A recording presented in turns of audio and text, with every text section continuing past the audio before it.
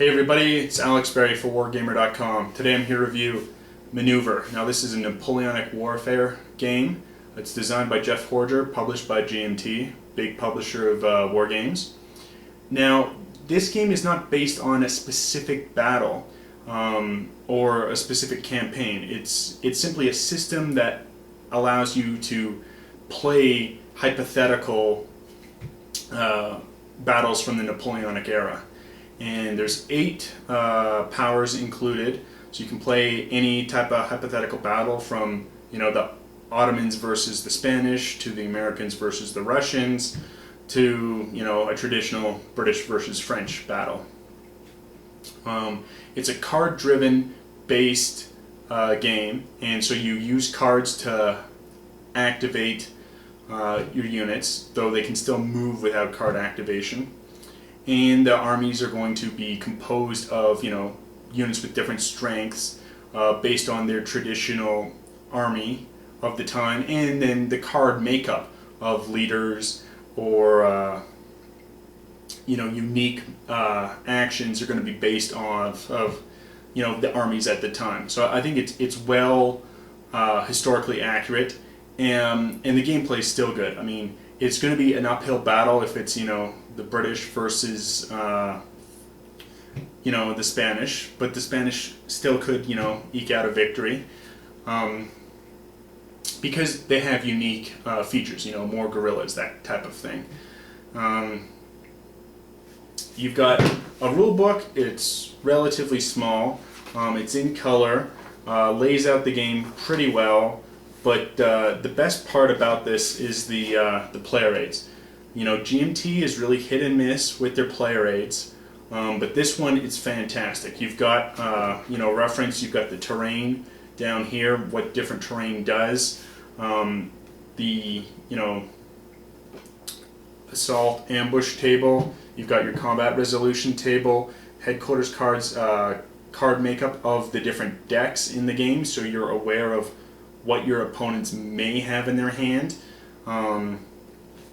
And then you've got a big stack of terrain. So the game comes with a ton of different terrain to create a different battle. Now, this is done on an 8x8 grid, same size as a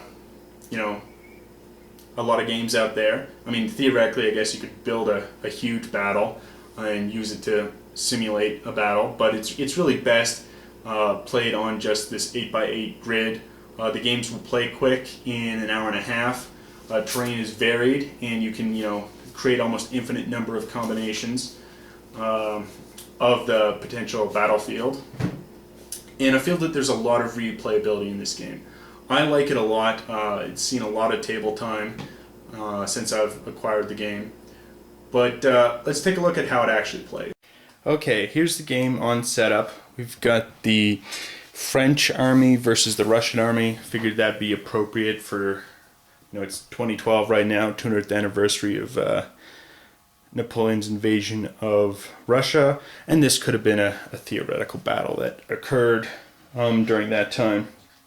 Now, the way you normally determine how the board is set up is both players roll a 1d10, and the high roller is the first player.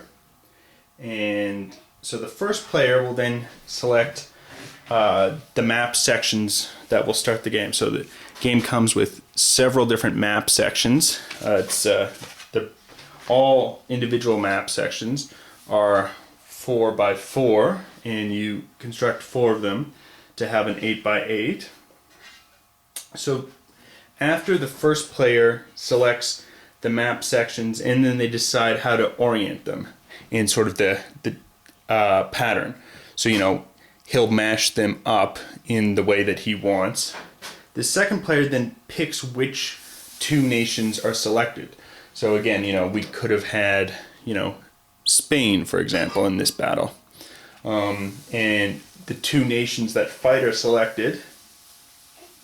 Then the first player chooses which of those 2 nations they'll get to be. So if you're picking France versus America as the second player, well then that first player may pick France generally, as they're generally seen as a more powerful country, though the United States has some unique cards that kind of balance out the game. Then the second player selects which of the 4 map edges will be their starting edge. So the Russian player could have picked this side, this side, this side, or this side to be their starting edge, and then the map would shift accordingly, and then the first player is the opposite. Then players will draw their deck up of 5 cards. So here for the Russians, this is the 5 cards they have, and then they will set up accordingly. So here with the Russians, I've set up the Legionnaires and the Kursk Regiment pretty close to the front here, because I know I have those cards in my hand ready for use. Now you can only set up in the first 2 lines. So that's how setup occurs. The French will do the same, and so you're aware of which cards you have in your hand prior to setting up your units. We then actually start the game. Beginning of your turn, you can discard cards, and you will have always a hand size of 5 that you draw up to. So you discard cards first, then you draw up to your hand size of 5. Then what will occur is you move a unit. So cavalry, if we zoom in here on cavalry, we have a cavalry unit and we have an infantry unit. A cavalry unit can move 2 spaces, whereas an infantry unit can only move 1. Now every turn you must move a unit. You can only move 1, so this would have been an illegal move. Only moving 1 unit up to, say, 2 spaces would have been allowed. So here, Russians will move Kexholm Regiment up 1 space. They will then initiate combat if they choose to. You don't have to do it. And there's a couple of different types of combat, which we'll get into in a second. There's bombardment or volley, and then there's the assault. It's now the French player's turn. The French player will examine the units they have, and they will move up the Imperial Guard 1. They will also play a forced march, which allows any 1 unit you moved this turn to move 1 additional space. They're trying to get into a good defensive position, as there's certain units, or certain terrain rather, that has bonuses. And now it'll be back to the Russians. So the Russians kind of see what the French are up to. Now the way the game works at the very end to determine the winner is if you've destroyed 5 units of your opponent, the game will end sort of automatically. Or there's the Nightfall victory, which is once both players have cycled through their entire decks and used up all the cards of their deck, then the game will end. And it's based on positioning of the board. So let's say the game were to end right now. The French player would win by asserting more power into his opponent's half of the side. So here the Russian player is asserting nothing into the French half, whereas the French player is asserting into this square, so they would get 1 victory point. You get 1 victory point per enemy map board square you occupy, plus 1 per adjacent enemy map board square not also adjacent to an enemy. But let's say, for instance, the Kursk Regiment was here. Then it's exactly a tie, because though the Kursk Regiment is projecting into there, this French unit's adjacent, so it negates it, and same with this spot. So positioning is very key in this game for the end of the game. So now it's back to the Russian player's turn. He's going to advance the Kursk Regiment up 1. It will go back to the French player. Now remember, the French player had exhausted a card last turn, so he will draw a new card, and here it's a leader card. Now these are special because they can be used to rally injured units, they can be used as a command bonus in order to bring in another unit, and simply for the combat value. So they're very dynamic cards, and so the French player is sort of formulating a plan here. And he will move up one for the Imperial Guard here. And now he'll choose not to attack. It's now the Russian player turn. He will decide to move up the Lieb Grenadiers, and he'll choose to attack with the Kursk Regiment. He has this card, so he'll play that attack. He's initiating attack on the Imperial Guard. Now, the French player can choose to play a defensive card if he wants to. He's choosing not to at this time. And now the Russian player will throw on a committed attack, giving him an additional 2d6. However, it's going to injure himself doing this kind of committed attack. So now we roll the dice that the cards say. So we've got a 1d10 and 2d6.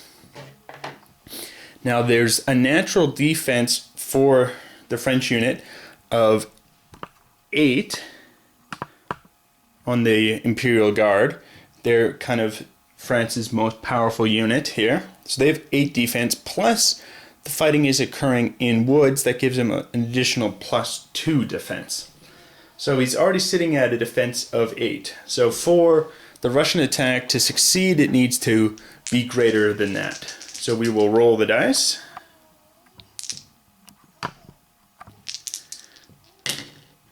And we have 11. So it's just enough to succeed for a victory. So now, because the value is greater than the defense total, it's the defender's choice on whether or not he wants to retreat or if he wants to take a hit.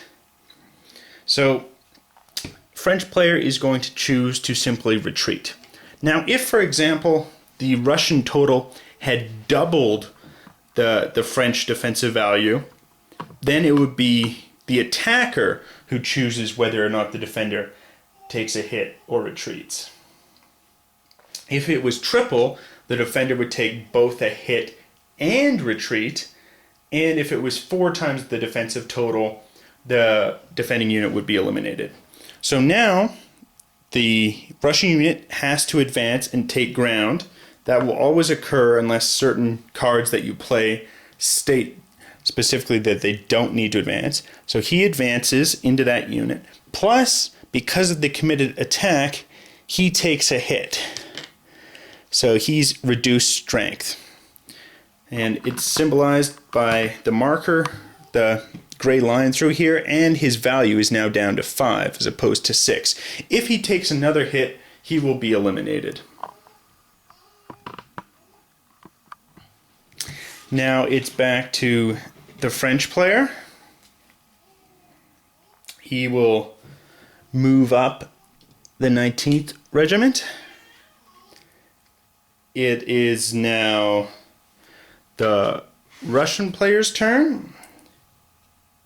He will draw 2 cards,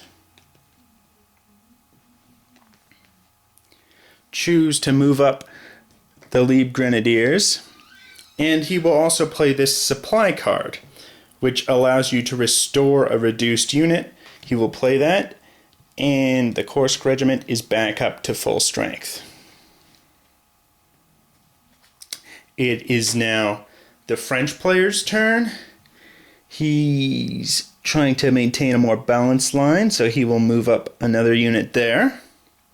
And it's back to the Russian player's turn.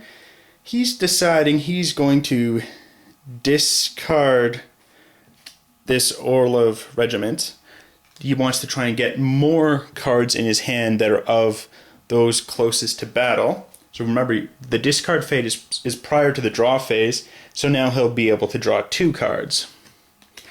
And he's got another Lieb Grenadiers, so this is good. He's got 2 for a unit that's near the battle. So he will advance here, and he will decide to attack the 19th Regiment. So he will throw down this Lieb Grenadiers attack of 2d8. Now the French player can play any defensive cards he chooses. He's going to do that at this point. He's got the 19th Regiment, which is being attacked, and a defense value of 5. That will add 5 to his defensive value. And the Russian player throws down another attack card. So now what will occur is we have a defensive value for the French unit. We have the natural 7 of the unit, plus 2 for the hills, makes it 9, plus another 5 makes it 14. So that's a pretty good defensive value. However, the French player, the Russian player, gets a 1d10 and 2d8. So he might be able to overcome the 14. So we'll see here. So we'll take the dice, we'll roll them, and we've got 8 plus 7 is 15, plus 6 is 21. So it succeeds. It's more than the French defensive value. And this time the French player decides he's going to take a hit. So he will take a hit and is reduced down. Because he took the hit, the Russian player doesn't actually advance and take ground here and press further into the French side of the board. It's now back to the French player. He will draw a card. He will now decide to move a unit, and he will attack. So now he is going to attack with the Imperial Guard, and here this Imperial Guard is so good they are not required to advance. So he will attack with them. Then the defense, the Russian player has no more Lieb Grenadiers in his hand. He doesn't have any defensive cards to play.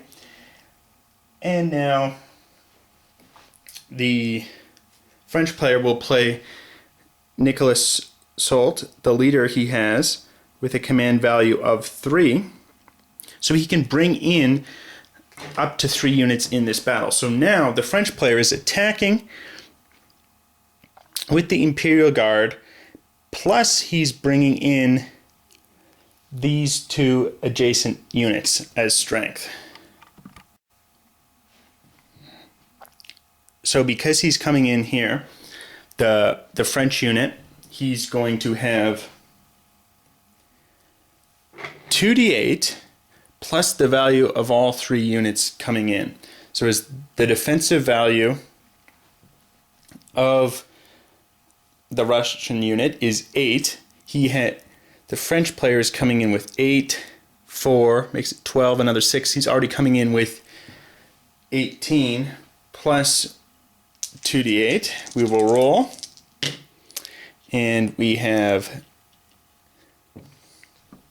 13 there, plus the 18 he already had,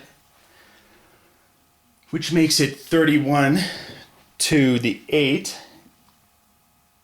That is 3 times the value of the French unit.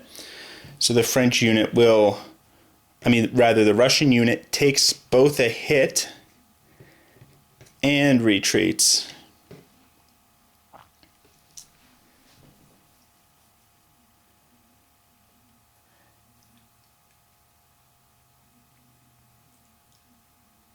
Now, this French unit will choose to take the ground. Now the Guard Imperial didn't have to take the ground, but because leader was played to bring in multiple units, that will occur. So there we have kind of how sort of combined regiments work to exact a solid attack. And so leaders are very important in the game. And it's sort of just basically how the game itself is played. This would keep going on until 5 units on one side are eliminated, or both players are able to exhaust their decks. Once the decks are exhausted, then you do the Nightfall victory, and it's positioning. You're trying to get onto your opponent's half of the board. I think there's a lot of strategy, a lot of neat tactics in this game. The game is really replayable because of all the different army combinations that could occur. There's 8 different armies that the game comes with. You know, the Russians, the Prussians, the French, the Spaniards. And because of the variety in the battles, that is sort of the battlefields, there comes with a lot of these 4x4 boards that you combine to make an 8x8 board. And then of course, where you move, which cards you draw each game are going to be different. And so there's really a lot of replayability. It's a really great system. I think there's a lot of tactics in the game, a lot of strategy. There's some unique cards that I didn't get into, such as redoubts that add to the defensive value of an area, making it very difficult to take. There's cards that let you withdraw from battle ahead of time. And I think the game just has a lot of replayability. It's a lot of fun. The game plays quite quick. You should be able to play this in under an hour and a half quite easily. And this has really become one of my favorite 2-player games, just because of the fact it's not a very long game, yet there's still a lot of depth. There's a lot of strategy in just sort of your hand management and sort of building up overwhelming odds for when you do make that assault. And positioning your units in the field so that they're not able to be surrounded, like we saw happen to the Libre Grenadiers, when then the French player was able to use a leader to have a big assault. Anyway, till next time, I'm Alex Berry for wargamer.com.